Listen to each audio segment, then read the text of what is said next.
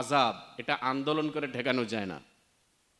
আল্লাহর গজব আযাব মানুষ বিদ্রোহ করে ঠেকাইতে পারে না, অস্ত্র ব্যবহার করে ঠেকাইতে পারে না। এটা ঠেকানোর রাস্তা আছে শুধু আল্লাহ, আল্লাহ বেশি করা, আল্লাহর রাস্তায় বেশি চলা, হারাম থেকে দূরে থাকা, হালাল কাজ করা, সৎ জিন্দেগি যাপন করা, ইসলামের উপর চলা, দ্বীনের উপর চলা। আমরা সব মুসলমান জানতেছি জাহান্নামের মধ্যে আগুন আছে, জানতেছি না? শুধু আগুন নয়, গোটা পৃথিবীতে যত আগুন আছে এর থেকে 69 ভাগ বেশি আগুন জাহান্নামে আছে। ইন্না নারাকুম হাদিহি জুজউম মিন 70 জুজআম মিন নারি জাহান্নাম। 70 ভাগের 1 ভাগ আগুন। আল্লাহ আগুন সৃষ্টির পর থেকে নিয়ে কিয়ামত সংগঠিত হওয়ার আগ পর্যন্ত যত আগুন জমিনে জ্বলবে সব আগুন মিলিয়ে হলো জাহান্নামের 70 ভাগের 1 ভাগ। তো বাকি 69 ভাগ আগুন আল্লাহ মানুষকে শাস্তি দেওয়ার জন্য রেখে দিয়েছেন। ওয়াকুদুহান নাস ওয়াল হিজারা, আমার আল্লাহ বলেন সেই জাহান্নামের ইন্ধন হবে মানুষ এবং পাথর। চুলার মধ্যে লাকড়ি জ্বালায় না, জাহান্নামে মানুষ জ্বালানো হবে। মানুষ জ্বালানো এটা বড় অপরাধ। এই যে আমাদের আশুলিয়াতে 5 আগস্টের আগে মানুষ জ্বালাইছে, ওদের গতকালকে শাস্তির বিধান হয়েছে ফাঁসির রায়। তো মানুষ জ্বালানো এটা বড় অপরাধ। দুনিয়াতে কোনো প্রাণীকে জ্বালানো যায় না, এটা অপরাধ। কিন্তু পরকালে সেই মানুষকে জ্বালানো হবে। ওয়াকুদুহান নাসু ওয়াল হিজারা, আল্লাহ তাআলা বলেন জাহান্নামের লাকড়ি হবে মানুষ, পাথর।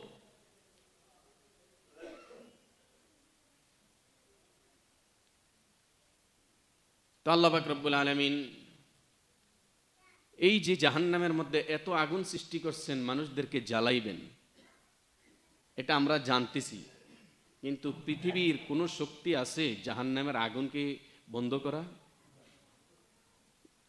আজ পর্যন্ত জাহান্নামের অস্তিত্বই তো তারা খুঁজে পায় না, জান্নাতের অস্তিত্বই তারা খুঁজে পায় না। এই জন্য ওরা জান্নাতকেও বিশ্বাস করে না, ওরা জাহান্নামকেও বিশ্বাস করে না। আর আমরা যেহেতু ওয়াল বাসি বাদাল মাউত, পরকালে পুনর্জীবনকে, পুনরুত্থানকে আমরা বিশ্বাস করি, এটা আমাদের ঈমানের অংশ। অদৃশ্য জিনিসকেও আমরা বিশ্বাস করি, এটা আমাদের ঈমানের অংশ। এরকম ভাবে আমরা জান্নাতকেও বিশ্বাস করি, আমরা জাহান্নামকেও বিশ্বাস করি।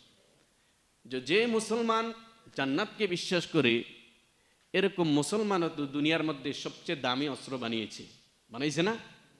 পৃথিবীর মধ্যে বর্তমানে সবচেয়ে দামি অস্ত্রের নাম হলো পারমাণবিক অস্ত্র। সেই অস্ত্র পাকিস্তানের কাছেও আছে। কিন্তু তারা কি কোনোদিন এই ঘোষণা দিছে যে অস্ত্রের মাধ্যমে আমরা জাহান্নামকে তো বিশ্বাস করি? খ্রিস্টান, ইহুদি, নাস্তিক, মূর্তি পূজক ওরা পরকালকে বিশ্বাস নাও করতে পারে, এজন্য ওরা জাহান্নামের আগুন নির্বাপিত করার জন্য কোনো অস্ত্র বানায় না। কিন্তু যারা পরকালকে বিশ্বাস করে দুনিয়ার সবচেয়ে দামি অস্ত্র বানিয়েছে, তারাও কি কোনোদিন এই চেষ্টা করছে যে আমরা পরকালের জাহান্নামের আগুনকে বন্ধ করার জন্য অস্ত্র বানাই? এরকম কোনো চেষ্টা করছে? করে নাই। কারণ তারা জানে শুধু বাংলাদেশ নয়, শুধু পাকিস্তান নয়, গোটা পৃথিবীর সমস্ত অস্ত্রবাজরা যদি অস্ত্র বানায় পরকালের আগুনকে ধ্বংস করার জন্য, তার কাছেও যেতে পারবে না। কিন্তু সেই পরকালের আগুন, প্রজ্বলিত আগুনকে নিবানের অস্ত্র আছে না নাই?